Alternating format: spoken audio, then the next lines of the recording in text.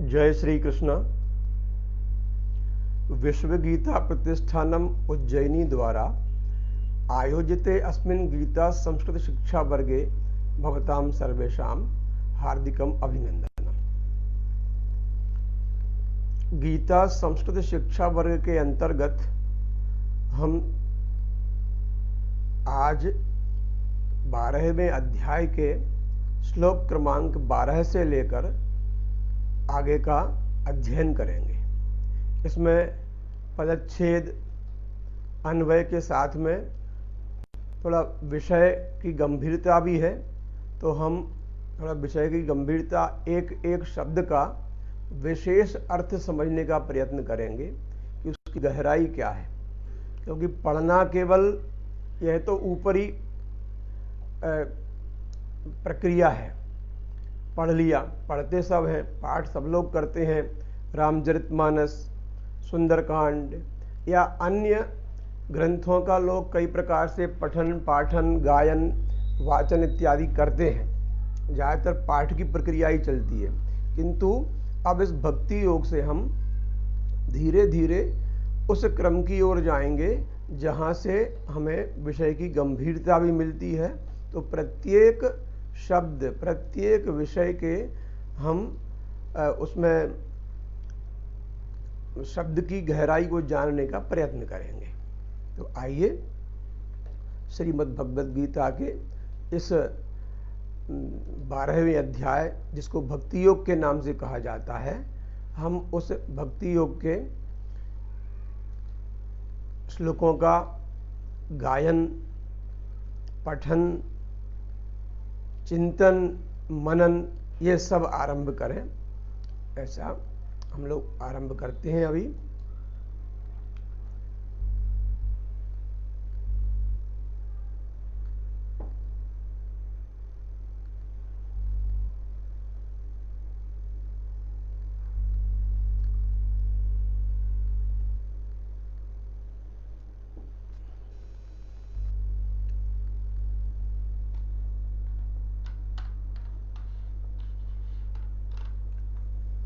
ओम श्री परमात्मने नमः।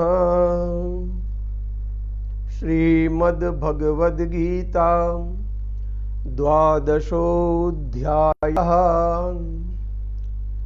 भक्ति योगः। श्रेयो हि ज्ञानमभ्यासात् ज्ञानात् ध्यानं विशिष्यते। ध्यानात् कर्मफलत्यागात् शान्तिरनन्तरम्।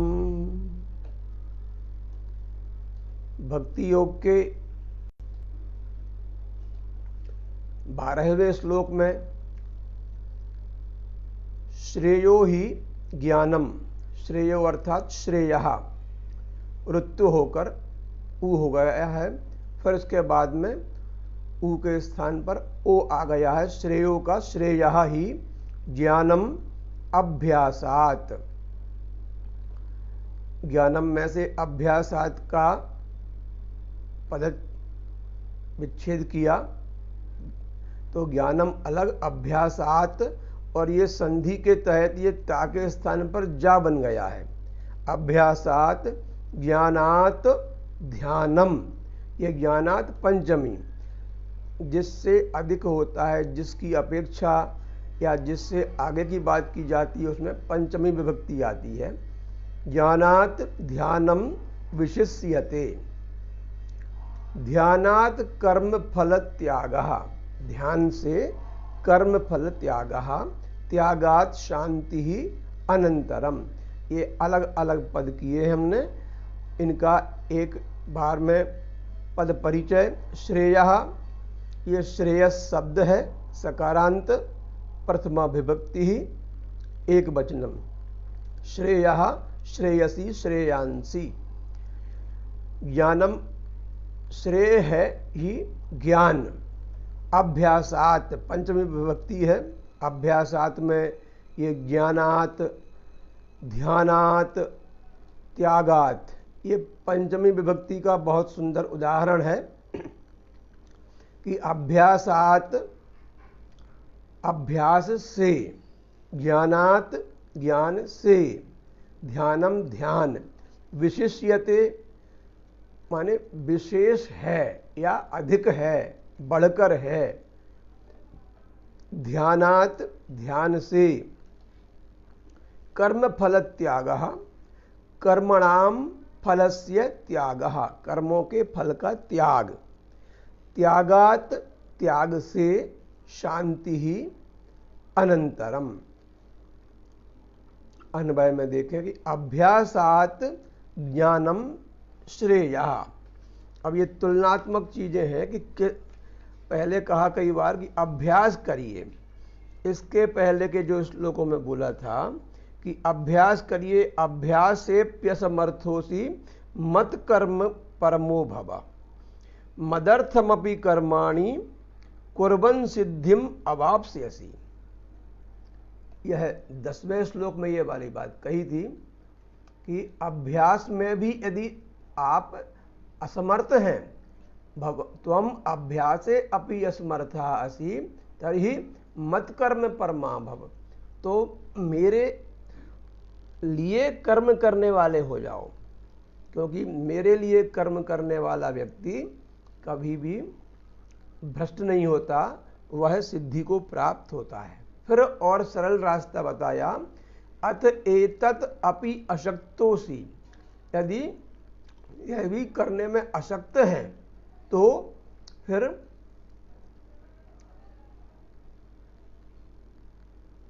मद योगम आश्रित, मेरा लिए योग का कार्य करिए, और फिर सर्व कर्म फल त्यागम, उसके बाद में तुम सब कर्मों के फल का त्याग कर दो।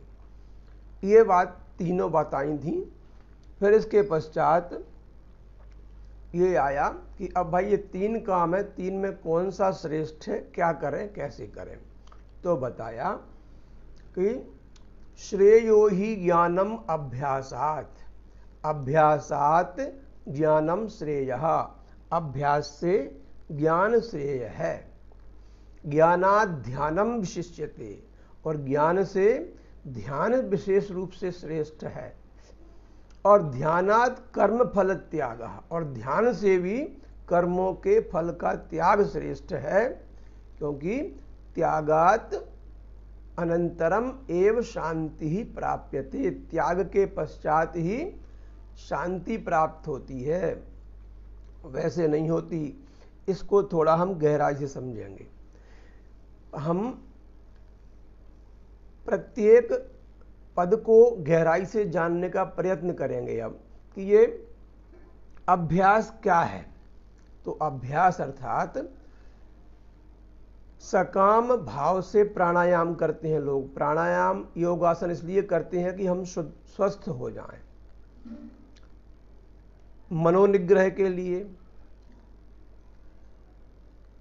स्तोत्र पाठ करना अभ्यास है, मन का निग्रह करना अभ्यास है, वेदों का अध्ययन करना अभ्यास है, भगवान नाम के लिए किए जाने वाली बार बार जो हम चेष्टाएं करते हैं विभिन्न, उनका नाम अभ्यास है।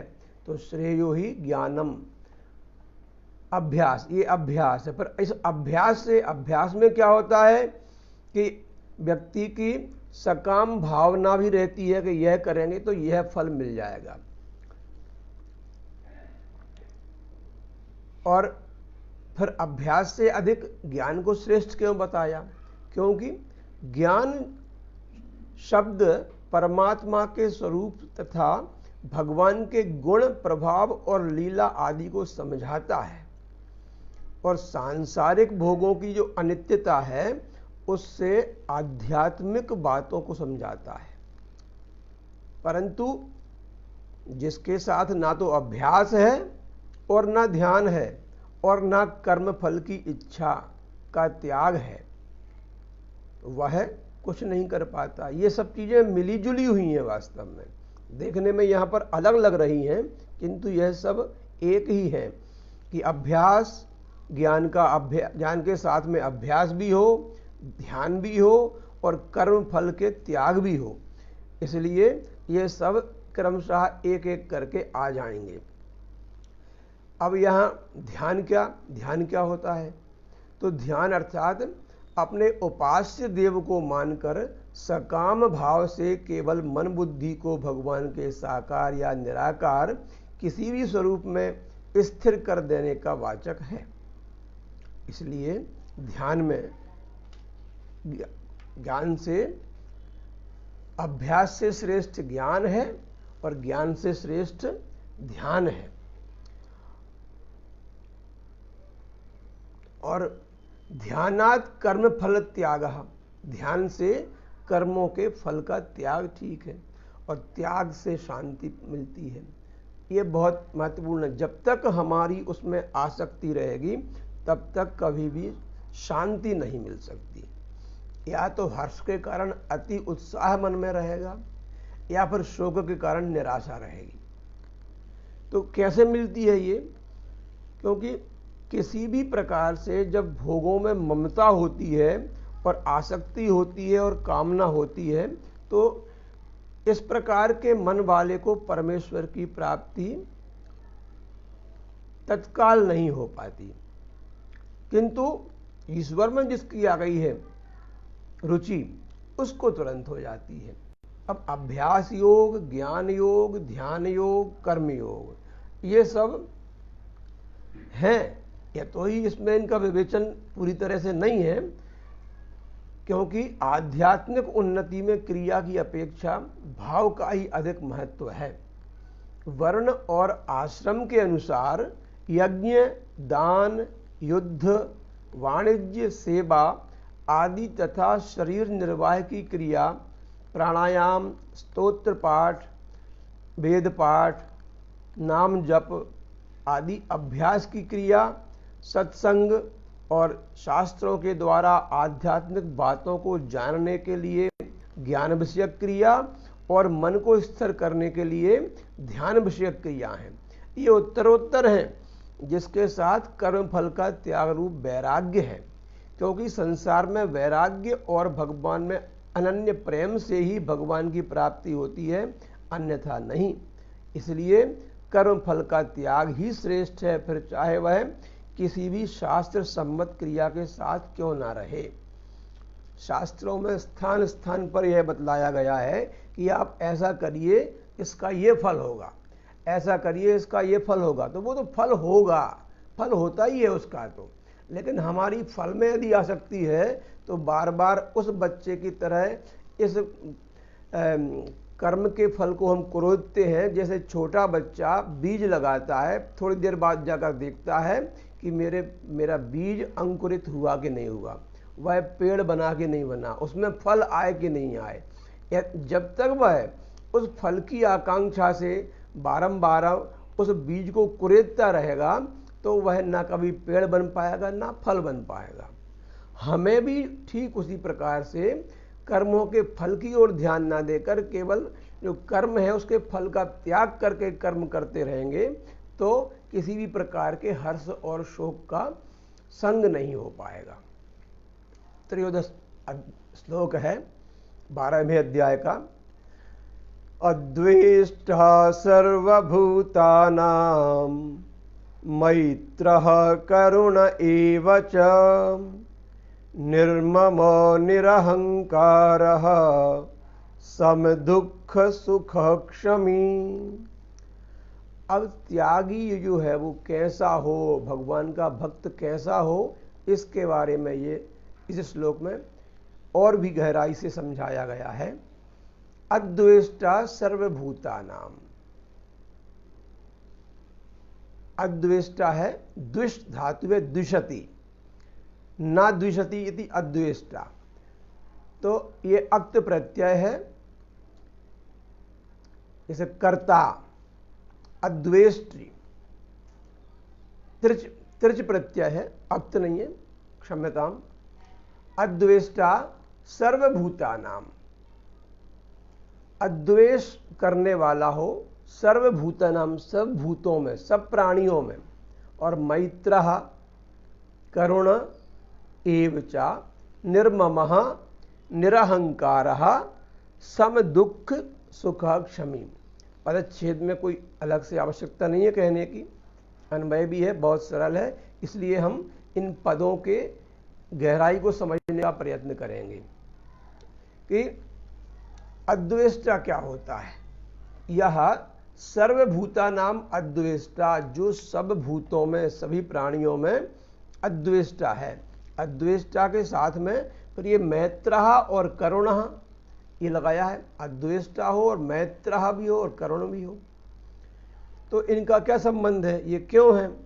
क्योंकि अद्वेष्टा माने जो किसी से द्वेष नहीं करता है, किंतु द्वेष तो नहीं करता है, तो उसके साथ में मैत्र भी लगाया है कि मैत्रः भी होना उसका आवश्यक है और करुणा भी होना आवश्यक है, क्योंकि समस्त भूतों के प्रति उसमें केवल द्वेष का अभाव ही नहीं, अपितु उनके प्रति स्वाभाविक मैत्री और दया भी है।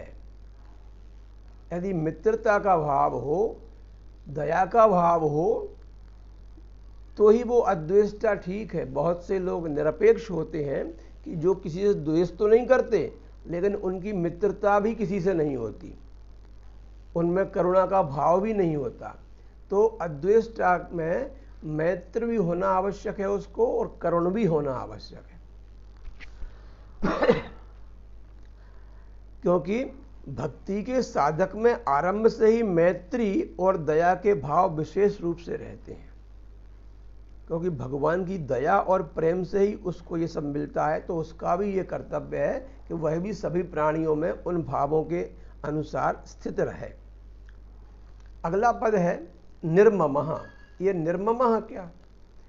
तो निर्ममः मम अर्थात मेरा, ममता अर्थात मेरेपन का भाव। इस मम से, ये मम जो है अस्मद शब्द का षष्ठी विभक्ति का एक वचन है, मेरा। तो निर्मम यद नास्ति मम तद, जो मेरा नहीं है। निर्मम ऐसा इसका लक्षण है कि केवल मेरा ही नहीं है, ये तो सबका है। इसलिए सर्वभूतेषु बताया, ये सर्वभूता नाम जो है इसका संबंध सभी पदों के साथ में है कि सब भूतों में उसके ये भाव रहें। क्योंकि भगवान के ज्ञानी भक्त का सर्वत्र समभाव होता है, इसलिए ना तो उसकी किसी में ममता रहती है और ना ही किसी में द्वेष रहता है। उसका अपने शरीर में भी अहंकार नहीं रहता है, इसलिए वह बिना किसी प्रयोजन के समस्त भूतों से प्रेम रखता है, सब पर दया रखता है। इसलिए वह साधक भक्त दया और प्रेम तो कर सकता है, पर उसमें ममता और अहंकार का सर्वथा अभाव नहीं होता। ममता होती है फिर भी, कितना ही कुछ कहें, अहंकार होता ही है। इसलिए उस वो निर्ममः भी हो और निरहंकार भी हो।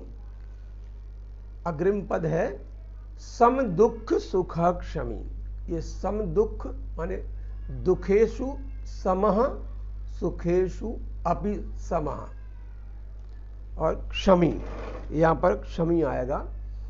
सम दुख सुख, समान दुख और सुख वाला होता है। ये क्या है? देखिए, सुख से हर्ष होता है और दुख से शोक होता है। ये सामान्य अर्थ है, किंतु उनके हेतुओं के वाचक हैं ये तो और इनसे उत्पन्न होने वाले विकारों का नाम हर्ष और शोक है। इसलिए अज्ञानी मनुष्यों की सुख में तो आसक्ति होती है और सुख की प्राप्ति में उनको हर्ष होता है, और दुख जब हुआ तो दुख होते ही उनको द्वेष होना शुरू हो जाता है। इसके फलस्वरूप उनको शोक का भाव प्राप्त होता है। किंतु ज्ञानी भक्त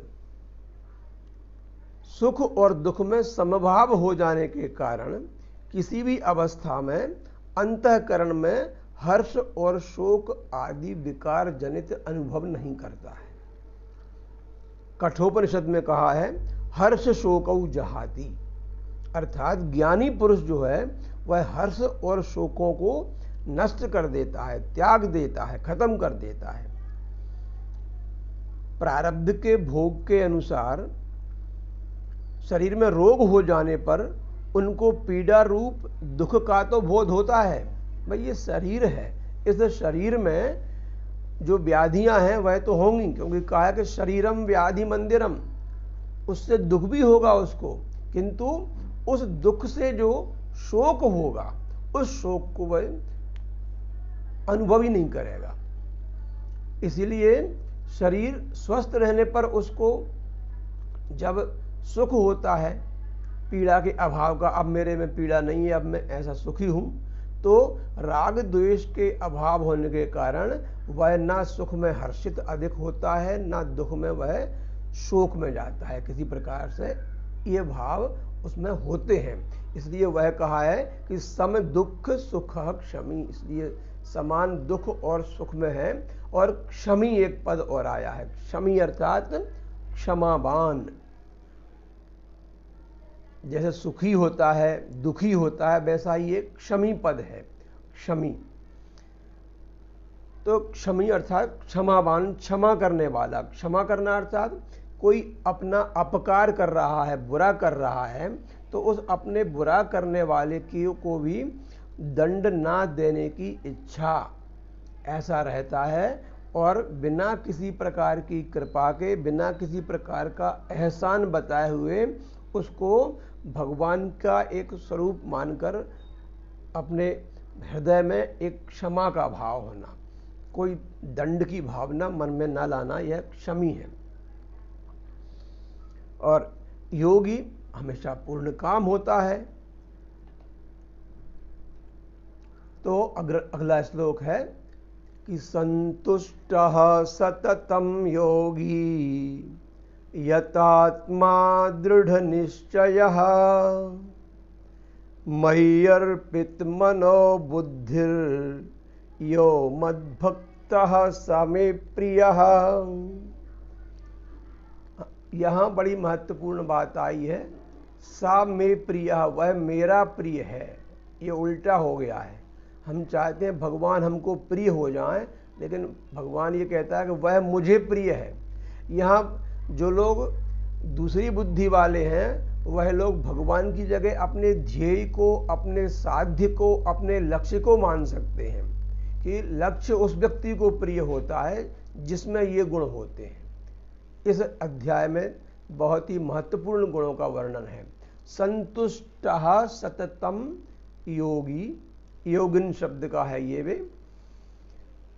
प्रथमा विभक्ति। यतात्मा दृढ़ निश्चया, यहां पर संधि है, इसको अलग किया तो मयि अर्पित मनः बुद्धि यह, पदच्छेद में भी लिखा है स्पष्ट कि मयि माने मुझ में अर्पित कर दिया है जिसने मन और बुद्धि को, वह मद भक्तः मम भक्तः सा मे प्रिय। पदच्छेद सरल है। पद परिचय के साथ में हम देखते हैं अन्वय का एक एक पद। योगी, ये योगी क्या है? ये योगी जो है वो किसी समय किसी भी अवस्था में संसार की किसी भी वस्तु के अभाव में असंतोष का अनुभव नहीं करता। वह हमेशा सभी अवस्थाओं में संतुष्ट रहता है। योगी आजकल जो परिभाषा चल रही है वह नहीं है कि केवल हाथ पांव ऊपर नीचे कर लिए, फूंक मार ली और योगी बन गए।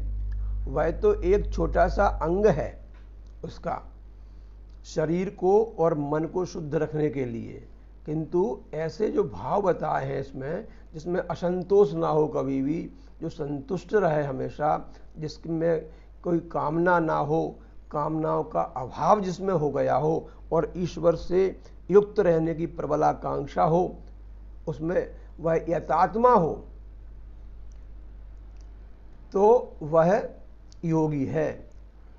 यतात्मा शब्द आ गया, देखते हैं कि यतात्मा अर्थात आत्मवान, अपने आप को जानने के लिए जिसने यत्न किए हैं, प्रयत्न किए हैं, वह व्यक्ति। संतुष्टः सततम, निरंतरम संतुष्टा,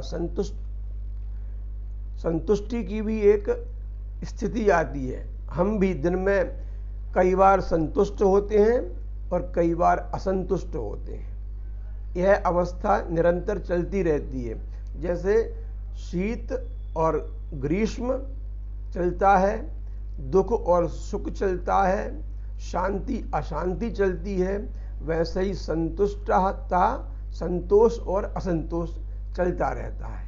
किंतु यहाँ बात जो की है वह सततम संतुष्ट, अर्थात निरंतर संतुष्ट हो, कभी भी ऐसा नहीं कि असंतोष उसके मन में आ जाए। यह स्थिति लाने के लिए बहुत प्रयत्न करना पड़ता है। दृढ़ निश्चय, दृढ़ निश्चय, जिसने दृढ़ निश्चय कर लिया है। बिना दृढ़ निश्चय के कभी भी कोई भी किसी कार्य में सफल नहीं हो सकता, संसार में हो या परलोक में हो।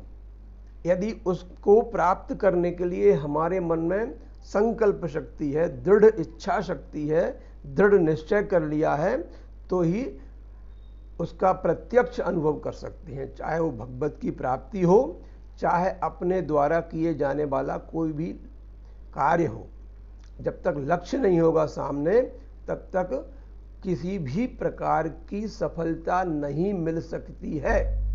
इसलिए किंतु समा संग विवर्जिता, उसके प्रयत्न कर लक्ष्य की प्राप्ति के लिए निरंतर उसके लिए सही योजना बनाना, उसके लिए सही दिशा में चलना, निरंतर क्रियाशीलता, आलस्य का अभाव, योगी भाव रहना और संतुष्ट रहना, यथात्मा रहना, ये सब उसके अंग हैं।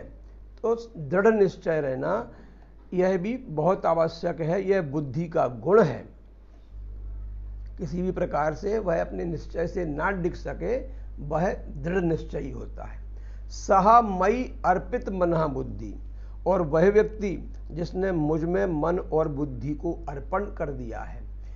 ऐसा मद भक्तः, ऐसा मेरा भक्त, एतादृशः मम भक्तः मे प्रियः अस्ति, मुझे प्रिय है। और कैसा हो? यस्मान्नो द्विजते लोको लोकान्नो द्विजते च यः हर्षामर्ष भयोद्वेगैर्मुक्तो यः स च मे प्रियः। और मेरा प्रिय कौन है? अब ये बता रहे हैं भगवान की, मेरा प्रिय कौन है।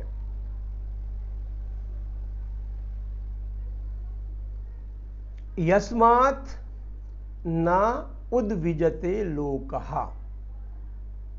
यस्मात् ये पंचमी विभक्ति है यत् शब्द की, एक वचन जिससे, ना उद्विजते अर्थात उद्वेग को प्राप्त नहीं होता है जिससे। कौन? लोकः, यह संसार, यह प्राणी समुदाय।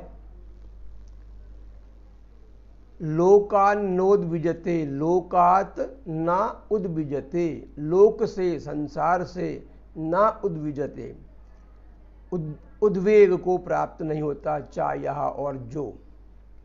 हर्ष अमर्ष भय उद्वेग, हर्ष और अमर्ष है ये।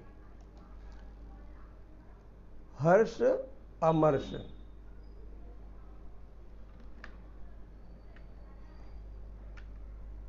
हर्ष और अमर्ष, भय और उद्वेग के द्वारा जो मुक्त है, इन सब से जो छूट गया है। किन किन चीज़ों से? हर्ष अमर्ष भय और उद्वेग से, तृतीय विभक्ति है।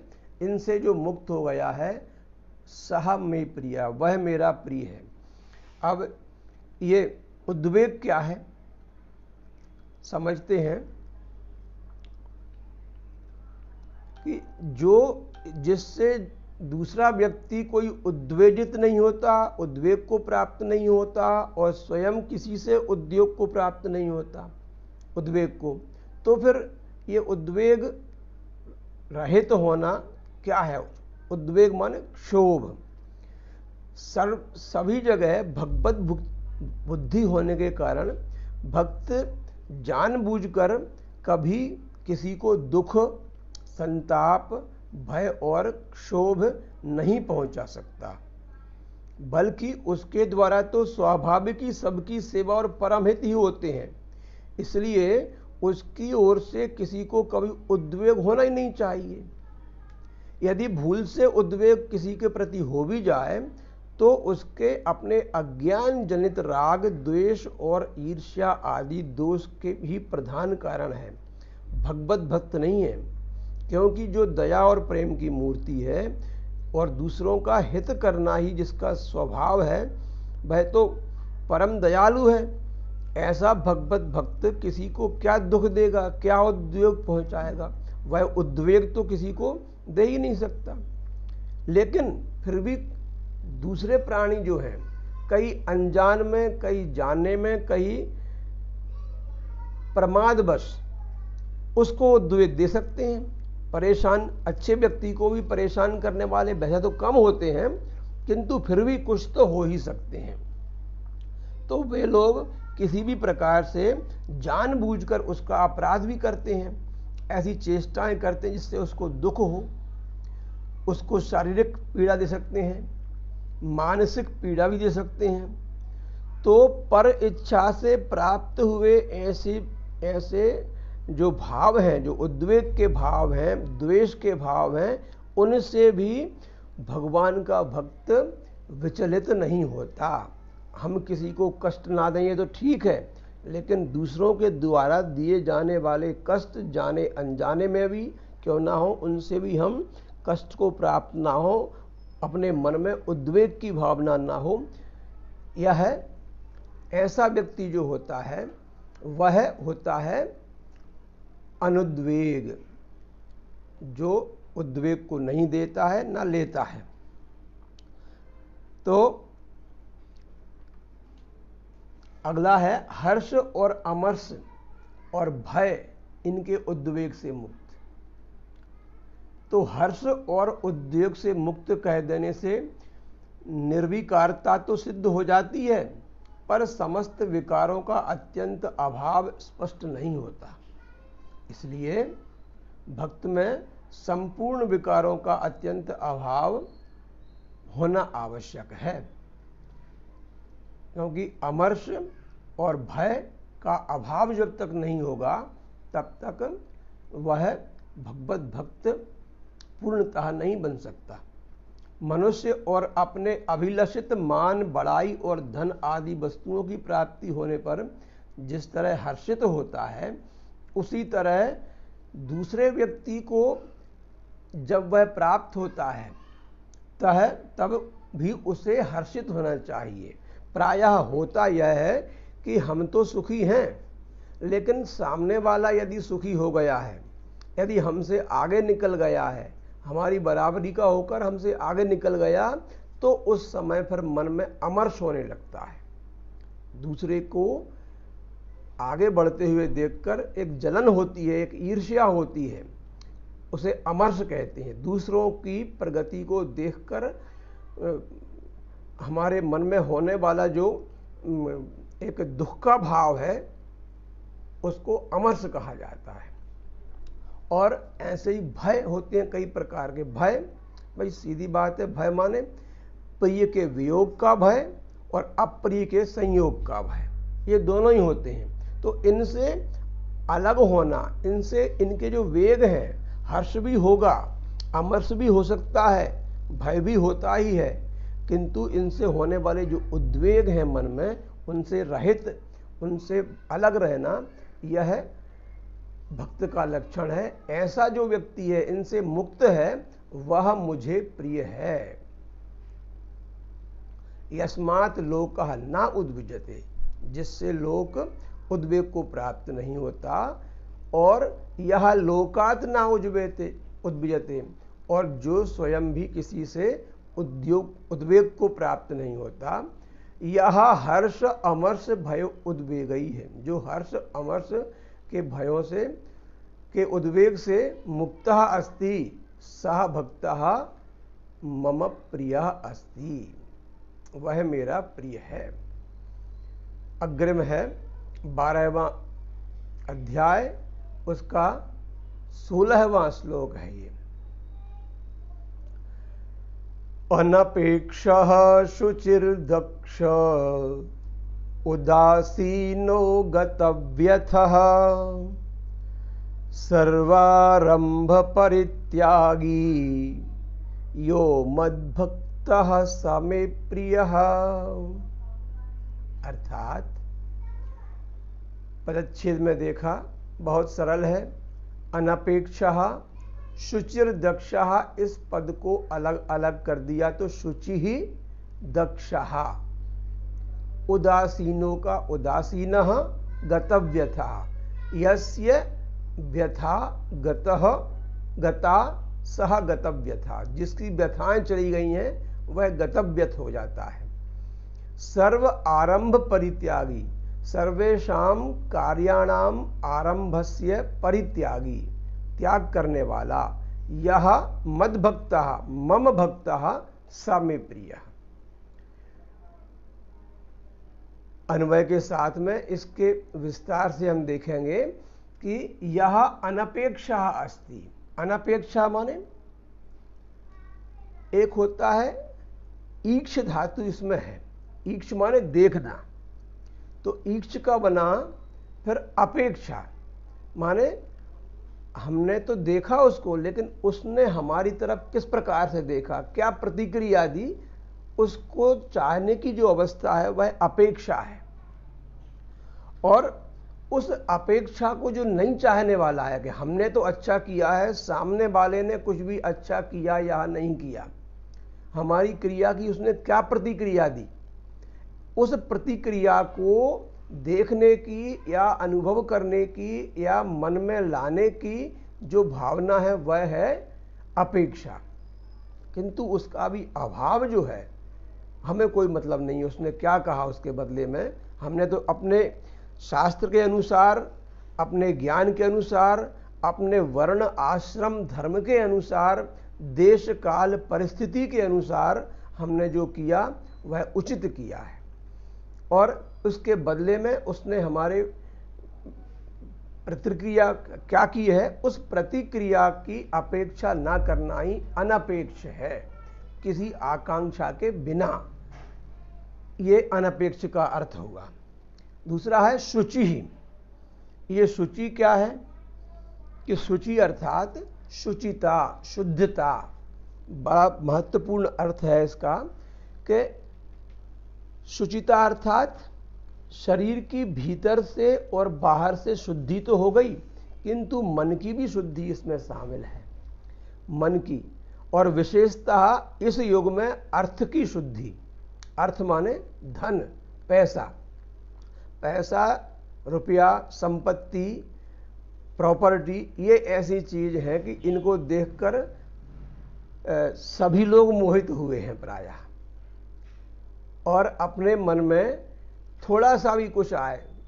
एक सुभाषित में कहा है कि यह अर्थ शुचि ही सा शुचि ही ना मृदवारी शुचि ही शुचि ही। अर्थात जो आर्थिक दृष्टि से पवित्र है, जिसमें आर्थिक लेन देन की पारदर्शिता है, स्पष्टता है, कभी भी स्वार्थ के लिए वह उपयोग नहीं करता है, सभी के सामने अपना हिसाब किताब रखता है। समझदार व्यक्ति वह होता है, घर का मुखिया वह होता है जो अपने संपूर्ण घर के सामने बैठकर उनको बताता है कि हमारा आर्थिक व्यापार क्या है, आर्थिक व्यवहार क्या है, किससे क्या लेना है, क्या देना है, कितना आया है, कितना गया है, कौन सा धन किस मद में व्यय होना है, यह सब बताता है।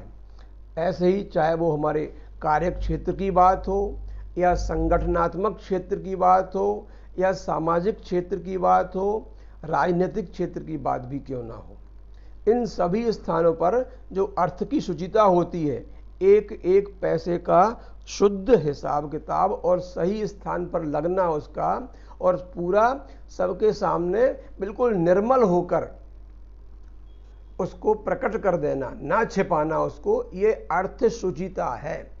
तभी कहा है कि ना मृदवारी शुचि शुचि। मिट्टी और पानी से या साबुन लगाने से ये शुचिता नहीं आती।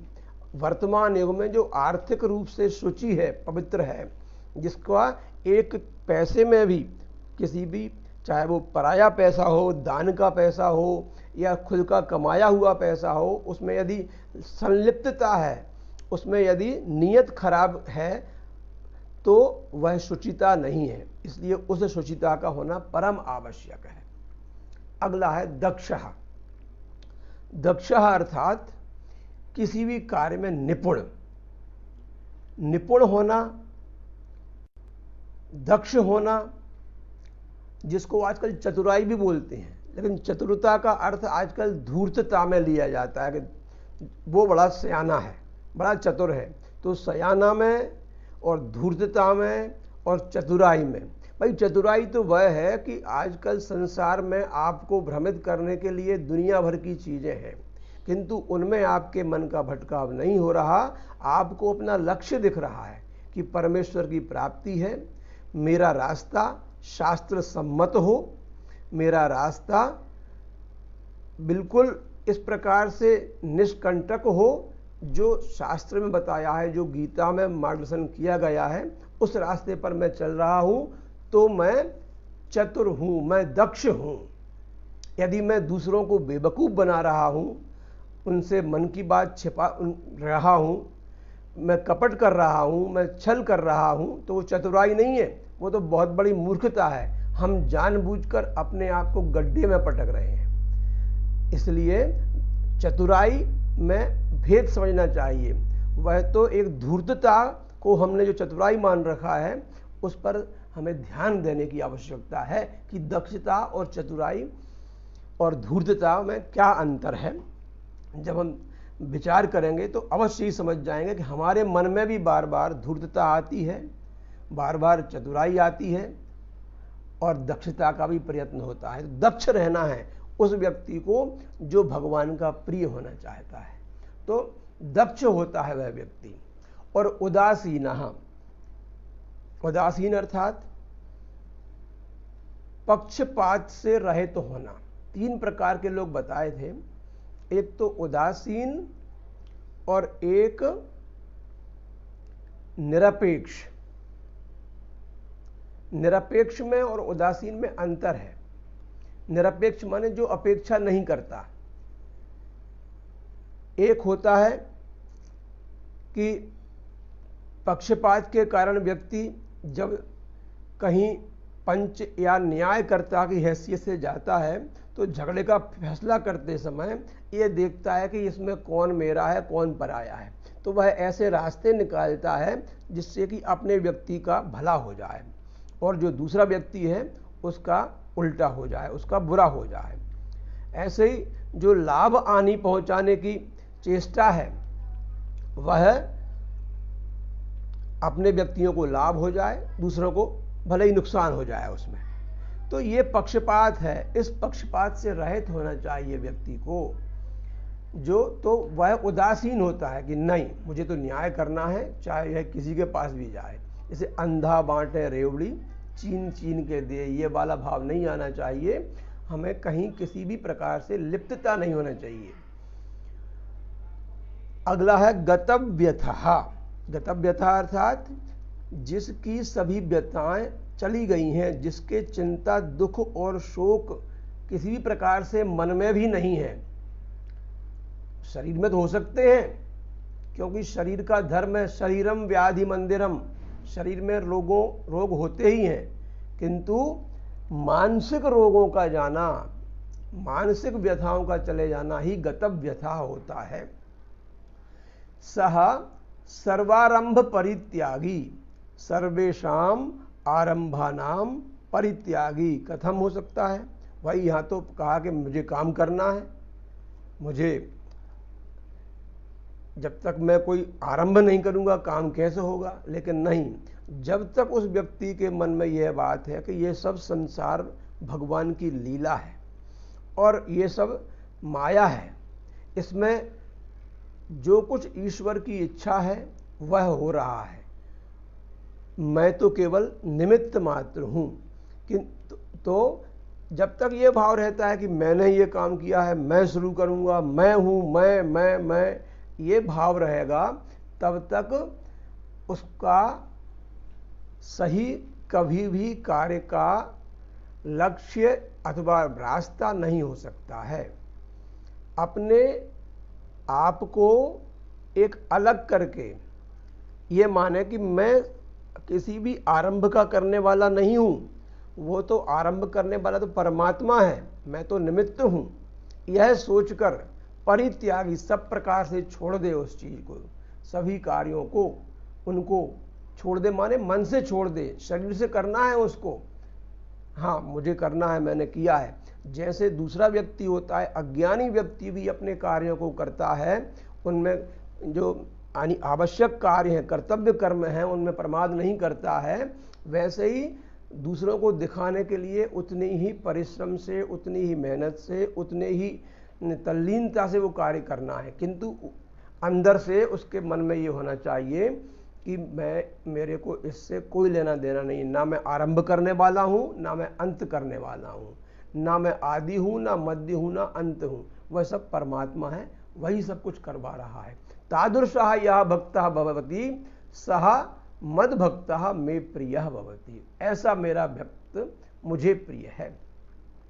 17वां श्लोक है 12वें अध्याय का। यो न हृष्यति न द्वेष्टि न शोचति न कांक्षति शुभाशुभ परित्यागी भक्तिमान्यः स मे प्रियः। इसमें तो पदच्छेद की कोई आवश्यकता ही नहीं है, अलग अलग पद सभी हैं, बस यो का यह हुआ है, बाकी जहां संधि सहा है और तो सब बराबर हैं। ये भक्तिमान यह अलग अलग है वैसे ये, किंतु लिखने में बराबर सा हो गया है। तो भक्तिमान यह सह मे प्रिय, ऐसा का ऐसा इसका अर्थ भी है। यह ना हृष्यति, ना हृष्यति अर्थात यह हर्षितः न भवति, जो कभी हर्षित नहीं होता है। ना द्वेष्टि ना द्वेषम करोति, ना शोचति ना शोकम करोति, ना कांक्षति अर्थात ना आकांक्षाम करोति, कामनाम अपि न करोति।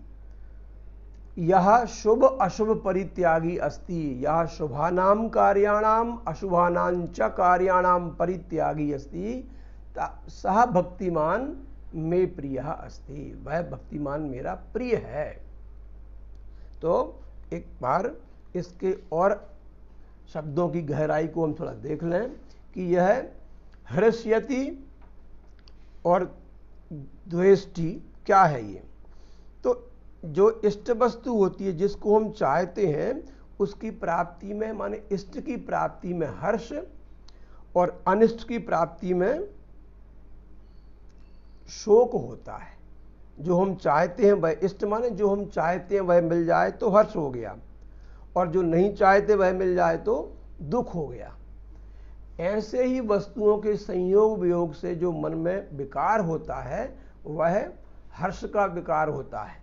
हर्ष भी विकार ही है, क्योंकि हर्ष होगा मन में तो राग जगेगा, राग जगेगा तो फिर कामना जागेगी, कामना जागेगी फिर कामना की पूर्ति में फिर वही बात आएगी, संगात संजायते कामः कामात् क्रोधो भी जायते। तो इस तरह से व्यक्ति पतित हो जाएगा, नष्ट हो जाएगा। किंतु यह कभी ना तो हृष्यति ना द्वेषम करोति, ना किसी से द्वेष करता है। वो द्वेष की बात पहले हम कर चुके हैं। यस्मान नोद्विजते लोको लोका नोद्विजते चाया, तो वहां उद्वेग देना है और उद्वेग लेना है, यहाँ द्वेष करना है और द्वेष ना करना है। तो ना द्वेष्टि, यह द्वेषम ना करोति, जो किसी से द्वेष नहीं करता, क्योंकि भगवान का भक्त जो होता है वह तो कभी किसी भी प्राणी में द्वेष भाव नहीं रखता। अंतःकरण से उसके से हमेशा के लिए द्वेष समाप्त हो जाता है। ना शोचति, ना कभी शोकम करोति, कभी भी वह शोक नहीं करता है। शोक कब होता है? जब प्रिय वस्तु का वियोग हो जाता है, जो हम चाह रहे हैं इष्ट की पूर्ति ना होने पर शोक हो जाता है। ना कांक्षति, जो ना किसी प्रकार की इच्छा करता है, कांक्षा करता है, आकांक्षा करता है, यह शुभ अशुभ परित्यागी अस्ति, जो शुभ और अशुभ को परित्याग करने वाला है। शुभाशुभ का परित्यागी माने यह नहीं कि हम शुभ कार्य जो कर रहे हैं उनको छोड़ दें। भाई शुभ कार्य क्या है? शुभ कार्य यज्ञ दान तप हैं वर्णाश्रम के अनुसार, लेकिन कर्तव्य कर्म है, वो शास्त्र विहित कर्म है, कर्म तो करना है, किंतु अशुभ कर्म जो है उनको छोड़ना है। अशुभ कर्म क्या है? कपट है, चोरी है, हिंसा है, झूठ बोलना है, व्यभिचार करना है, जितने भी पाप कर्म हैं वे सब अशुभ हैं। तो ये जो शुभ कर्म है उन्हें करना तो है, अशुभ कर्मों को छोड़ना भी है, किंतु इन सब का परित्यागी भी रहेगा। वो शुभ कर्मों में उसकी वैसी आकांक्षा, वैसा हर्ष, वैसा द्वेष, वैसा शोक नहीं रहेगा उसका, क्योंकि वह जानता है कि ये इंद्रियां हैं, ये शरीर है, इसका धर्म है, इसमें जो कार्य हो रहे हैं वह होंगे, इसलिए शुभाशुभ परित्यागी कहा गया है। भक्तिमान, ऐसा भक्तिमान व्यक्ति मुझे प्रिय है। समः शत्रौ च मित्रे च तथा मानापमानयोः शीतोष्ण सुख दुःखेषु समः संग विवर्जितः। तो यह समः, अब यह भी बहुत बड़ी बात आई है गीता में, पल पल पर, पग पग पर समता की बात है। तो हम आरती में भी गाते हैं, समता त्याग सिखावनी हरिमुख की वाणी। समता पर जोर है, सामाजिक समभाव हो, प्राणीगत समभाव हो, यही समभाव हमें व्यष्टि से समष्टि की ओर ले जाता है, और तभी विश्व बंधुत्व की भावना जागती है। तभी हम कहते हैं कि वसुधैव कुटुंबकम, संपूर्ण वसुधा हमारा कुटुंब है, क्योंकि समः, उसमें समता का भाव है। हम पत्थर को भी पूजते हैं, हम नदियों को भी पूजते हैं, हम जो मतलब खैर को, बबूल की पूजा भी हमारे यहाँ होती है। सभी नदी नाले कुएं की पूजा करने जाते हैं, बताइए क्या संबंध है। तो प्रत्येक चराचर जगत के कण कण में हमने ये विचारा है, हमारा धर्म है, हमारी संस्कृति है कि उसमें ईश्वर का वास है। तो जब सब में ईश्वर का वास हम सोच लेंगे तो उसमें समता आएगी। अब यहाँ जो समता बताई है वो कुछ गुणों के बारे में बताई है कि हम जो भिन्न होते हैं वो कैसे होते हैं, कहाँ कहाँ होते हैं। जो शत्रु दिखा उसमें हमारा अलग भाव हो गया, और मित्र में अलग भाव हो गया। अर्थात शत्रु के अपकार की इच्छा, बुरा करने की इच्छा हमारे मन में तुरंत पैदा होती है, और मित्र का उपकार करने की इच्छा हमारे मन में होती है। लेकिन जिसमें शत्रु और मित्र में जिसका समान भाव हो, अर्थात मित्रस्य अपि उपकारम कुर्यात् सह शत्रोः अपि उपकारम कुर्यात्, किसी प्रकार की भी मन में भावना ना रहे। यदि शत्रु उससे बात नहीं करता तो भले ही वो बात ना करे, लेकिन शत्रु का बुरा करने की भावना उसमें ना हो। इस प्रकार का भाव समता का भाव कहलाता है, क्योंकि शत्रु यदि जरा भी आगे बढ़ जाए तो बड़ी ईर्ष्या होती है। ईर्ष्या तो मित्र के आगे बढ़ने पर भी होती है, और बहुत ज्यादा होती है। आजकल तो यही देखा है कि भाई भाई हैं, दो भाई हैं, दोनों भाइयों में यदि एक भाई आगे बढ़ गया, अच्छे पद पर पहुंच गया, तो जो भाई पीछे रह गया वह उससे ईर्ष्या करता है, और जो आगे बढ़ गया वह भी जो नीचे रह गया उससे ईर्ष्या करता है कि वो मेरे लेवल का नहीं है। वो कहता है वो बेईमानी करके आगे बढ़ गया है। मित्रों में भी ये बात होती है कि भाई मैं चोरी कर रहा हूँ, तू भी चोरी कर रहा है तो ठीक है, मेरे पास में 10 रुपये आए, तेरे पास 10 रुपये आए, ठीक है, लेकिन यदि तेरे पास में कहीं से 20 रुपये आ गए तो धीरे धीरे मुझे जलन होना शुरू हो जाती है, ईर्ष्या होना शुरू हो जाती है। तो मित्रता में भी आजकल बड़ी कपटता है, और ये हम सोच लें कि हमारा मित्र कौन है। बड़ी महत्वपूर्ण बात है ये भी कि मित्रता की परिभाषा ही नहीं जानते। जो हमें कभी भी कहीं भी किसी भी प्रकार से धर्म से भ्रष्ट करता हो, वह कभी भी हमारा मित्र नहीं हो सकता। और मित्र अगर होगा तो वो कालनेमी और रावण की तरह होगा, राहु की तरह होगा। उघरे अंत न हो ही निबाहु, काल नेमि जिमि रावण राहु। तो ऐसे मित्रों में, वास्तविक मित्रों में और शत्रु में भी समानता का भाव हो, इस प्रकार का भाव रहेगा तो ही होगा। फिर मान अपमान यो हो समान भाव, मान और अपमान में भी समान भाव हो।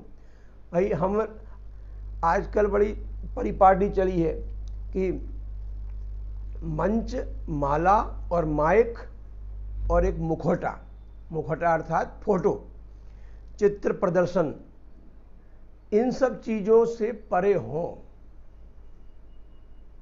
मान हो गया तो ठीक है, अपमान हो गया तो भी ठीक है।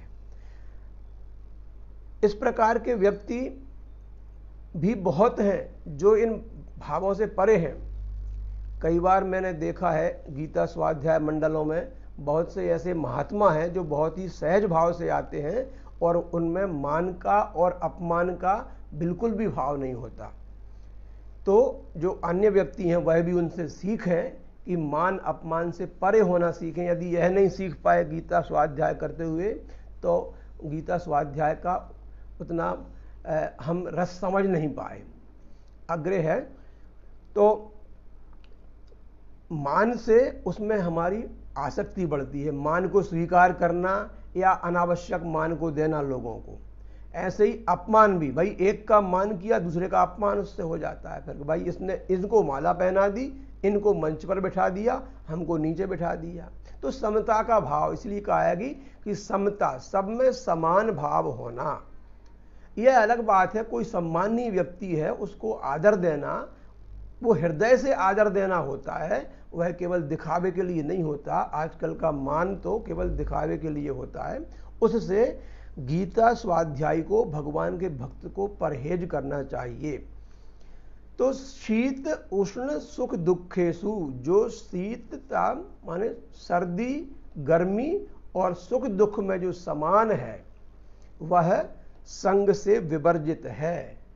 इनके संग से जो वर्जित होगा, शीत सर्दी में गर्मी में समान अनुभव करे, सुख और दुख में जो समान हो, इनके संग से जो रहित हो, वह मेरा भक्त है, वह मुझे प्रिय है। इनकी भी बड़ी व्याख्या है, कल कर पाएंगे क्योंकि आज समय समाप्ति की ओर है, थोड़ा सा बचा है। फिर भी केवल पाठ करके हम इसका और अध्याय का समापन करेंगे। कल इसको विशेषतः देखेंगे। 19वां श्लोक है, तुल्य निंदा स्तुतिर्मौनी संतुष्टो ये न केनचित्, अनिकेतः स्थिरमतिर् भक्तिमान में प्रियो नरः, ये तु धर्म्यामृतमिदं यथोक्तं पर्युपासते, श्रद्धाना मत्परमा भक्तास्तेतीव मे प्रियाः। ओम तत्सदिति श्रीमद्भगवद्गीतासूपनिषत्सु ब्रह्म विद्यायां योगशास्त्रे श्रीकृष्णार्जुन संवादे भक्ति योगो नाम 12वाध्यायः। अंतिम श्लोक देखेंगे। यत्र योगेश्वरः कृष्णो यत्र पार्थो धनुर्धरः, तत्र श्रीर्विजयो भूतिर्ध्रुवा नीतिर्मतिर्ममः। हरिः ओम तत्सत्, हरिः ओम तत्सत्, हरिः ओम तत्सत्। कल पुनः 9 बजे भेंट होगी, तब तक के लिए जय श्री कृष्ण।